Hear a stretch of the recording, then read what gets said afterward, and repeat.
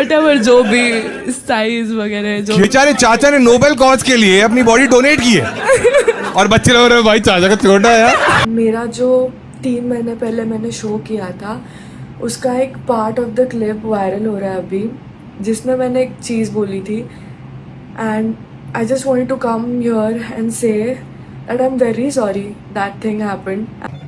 First people India. पिछले कुछ दिनों से सोशल मीडिया पर एक नाम लगातार चर्चा में है और वो है सेजल पवार।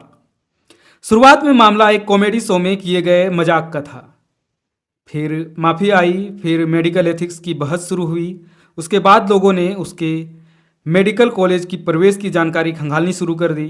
फिर एक कथित नीट सूची वायरल हुई और देखते ही देखते बहस आरक्षण, एसटी प्रमाण पत्र, विशेषाधिकार, लैंगिक समानता और सोशल मीडिया ट्रायल तक पहुंच गई। आखिर पूरा मामला क्या है? क्या यह सिर्फ एक खराब मजाक का मामला है? क्या यह मेडिकल एथिक्स का मुद्दा है? या क्या यह आरक्षण पर बहस है? या फिर यह सोशल मीडिया के दौर में होने वाले सार्वजनिक मुकदमे यानी पब्लिक ट्रायल का एक नया उदाहरण है? आइए पूरे मामले को शुरू से समझते हैं।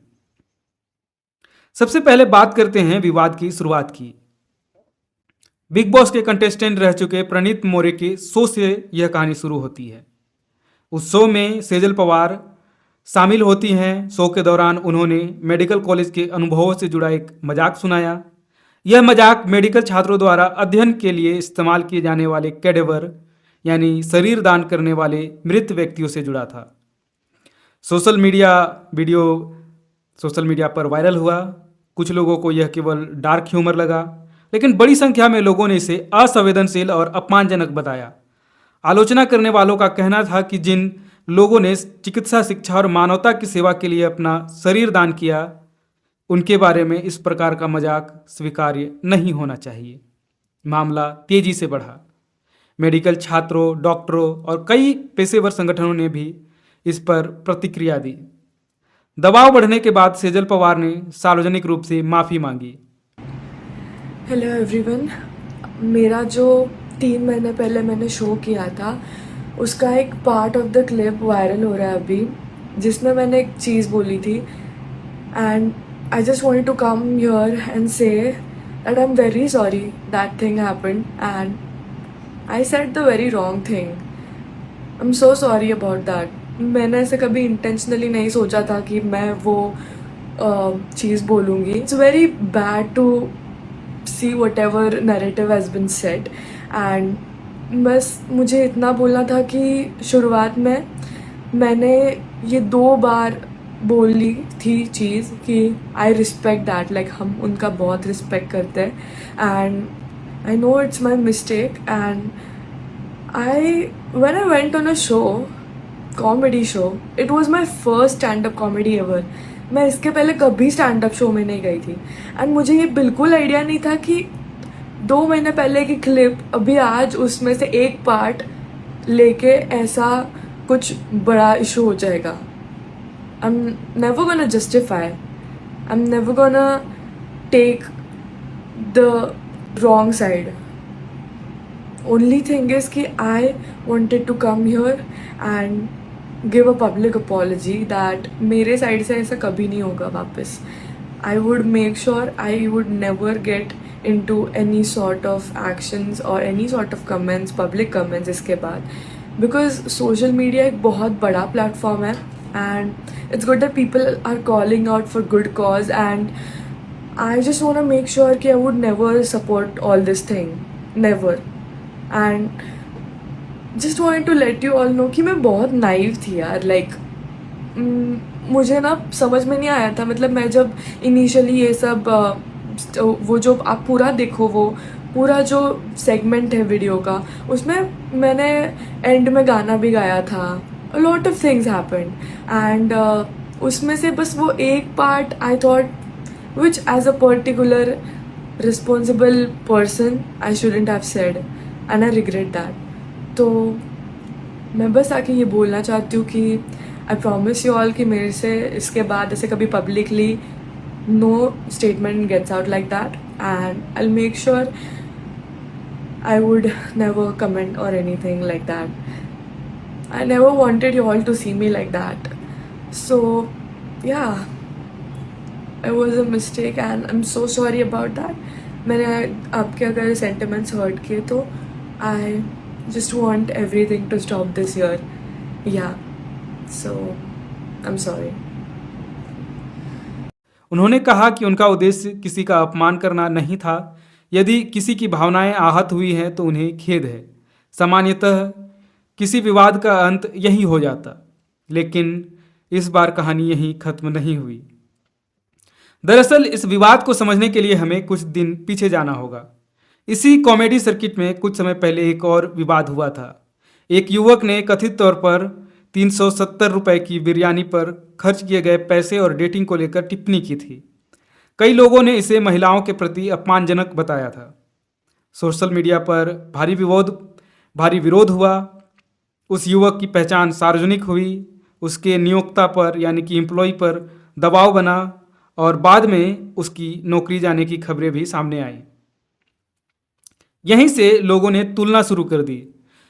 कुछ लोगों ने पूछा, जब एक पुरुष विवाद में फंसा तो उसकी नौकरी चली गई, लेकिन सेजल पवार के मामले में वैसी प्रतिक्रिया क्यों नहीं दिख रही? क्या समाज पुरुष और महिलाओं के साथ अलग अलग व्यवहार करता है? क्या यह जेंडर डबल स्टैंडर्ड का मामला है? यह सवाल सोशल मीडिया पर व्यापक रूप से पूछा जाने लगा। हालांकि दूसरी ओर बहुत से लोगों ने कहा कि दोनों मामलों की परिस्थितियां अलग हैं और उनकी सीधी तुलना नहीं की जानी चाहिए। लेकिन बहस शुरू हो चुकी थी। फिर कहानी ने एक और मोड़ लिया। सोशल मीडिया पर कुछ लोगों ने सेजल पवार के मेडिकल प्रवेश की जानकारी खोजनी शुरू की। इसके बाद एक कथित नीट या मेडिकल प्रवेश की सूची वायरल हुई। दावा किया गया कि उस सूची में सेजल पवार को एसटी यानी अनुसूचित जनजाति श्रेणी में दिखाया गया है। यहीं से विवाद पूरी तरह बदल गया। अब चर्चा कॉमेडी या मेडिकल एथिक्स की नहीं रही, अब चर्चा आरक्षण की हो रही थी। सोशल मीडिया पर कुछ लोगों ने सवाल उठाया कि यदि वह एसटी श्रेणी से आती हैं तो उनका जीवन इतना संपन्न क्यों दिखाई देता है? यदि वे अच्छे स्कूलों में पढ़ी, अच्छे माहौलों में रही और आधुनिक जीवन शैली रखती हैं तो फिर उन्हें आरक्षण का लाभ क्यों मिलना चाहिए? पहली नज़र में यह सवाल कई लोगों को उचित लग सकता है, लेकिन यही एक महत्वपूर्ण तथ्य समझना जरूरी है। भारत में एसटी दर्जा गरीबी या अमीरी के आधार पर तय नहीं होता है। एसटी दर्जा संविधान द्वारा प्राप्त यानी कि मान्यता प्राप्त जनजातीय समुदायों के आधार पर तय होता है। इसका अर्थ यह है कि कोई व्यक्ति आर्थिक रूप से मजबूत होने के बावजूद अनुसूचित जनजाति समुदाय का सदस्य हो सकता है। यानी किसी के घर में कार, घर, कपड़े, अंग्रेजी या सोशल मीडिया प्रोफाइल देखकर यह तय नहीं की जा सकती है कि वह एसटी है या नहीं। इसके बाद एक और तर्क सामने आया। कुछ लोगों ने कहा, पवार सरनेम है इसलिए एसटी कैसे हो सकती है? लेकिन महाराष्ट्र की सामाजिक संरचना कहीं अधिक जटिल है। पवार उपनाम केवल एक ही समुदाय तक सीमित नहीं है, यह विभिन्न समुदायों में पाया जाता है। इसलिए उपनाम देखकर किसी की जाति या जनजाति पहचान तय करना संभव नहीं है। यही कारण है कि केवल सरनेम के आधार पर किसी व्यक्ति को फर्जी घोषित कर देना तथ्यात्मक रूप से सही नहीं माना जा सकता। अब यहाँ एक महत्वपूर्ण बात समझना जरूरी है। आज तक सार्वजनिक रूप से ऐसा कोई आधिकारिक दस्तावेज सामने नहीं आया है जिसने यह साबित कर दिया हो कि सेजल पवार का कोई प्रमाण पत्र फर्जी है। दूसरी ओर सोशल मीडिया पर संदेह, सवाल और आरोप लगातार मौजूद हैं। यही वह बिंदु है जहां आरोप और प्रमाण के बीच अंतर करना आवश्यक हो जाता है। किसी भी लोकतांत्रिक व्यवस्था में किसी व्यक्ति के दस्तावेजों की वैधता तय करने का अधिकार सोशल मीडिया के पास नहीं, बल्कि संबंधित जांच एजेंसियों, स्क्रूटनी कमेटियों और अदालतों के पास होता है। लेकिन शायद इस पूरी कहानी का सबसे दिलचस्प हिस्सा कुछ और है। सोचिए, एक कॉमेडी शो में एक मजाक हुआ, फिर माफी आई, फिर मेडिकल एथिक्स पर बहस हुई, फिर लैंगिक समानता पर बहस हुई, फिर मेडिकल प्रवेश पर सवाल उठे, फिर आरक्षण पर बहस शुरू हो गई, फिर लोगों ने उपनाम, समुदाय और पारिवारिक पृष्ठभूमि तक जांच शुरू कर दी। यानी एक वायरल वीडियो धीरे धीरे समाज के कई बड़े मुद्दों का प्रतीक बन गया। और शायद यही सोशल मीडिया युग की सबसे बड़ी विशेषता है। आज कोई भी विवाद केवल उसी मुद्दे तक सीमित नहीं रहता जिससे वह शुरू हुआ था। धीरे धीरे पहचान, राजनीति, वर्ग, जाति, लिंग और शक्ति की बहसों से जुड़ जाता है। सेजल पवार विवाद भी ठीक वैसा ही मामला बन चुका है।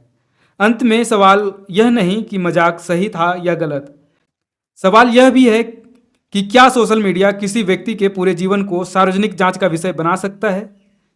क्या हम किसी की पहचान को उसके सरनेम या जीवन शैली से तय कर सकते हैं? क्या पुरुष और महिला के विवादों पर समाज की प्रतिक्रिया समान होती है? और क्या सार्वजनिक जवाबदेही और डिजिटल भीड़ के बीच कोई स्पष्ट रेखा बची हुई है? इन सवालों के जवाब अलग अलग हो सकते हैं, लेकिन एक बात निश्चित है, सेजल पवार का मामला अब केवल कॉमेडी शो का विवाद नहीं रहा। यह आधुनिक भारत के सोशल मीडिया पहचान, आरक्षण, नैतिकता और सार्वजनिक जवाबदेही के टकराव के बाद का एक बड़ा उदाहरण बन चुका है। धन्यवाद। जोहार।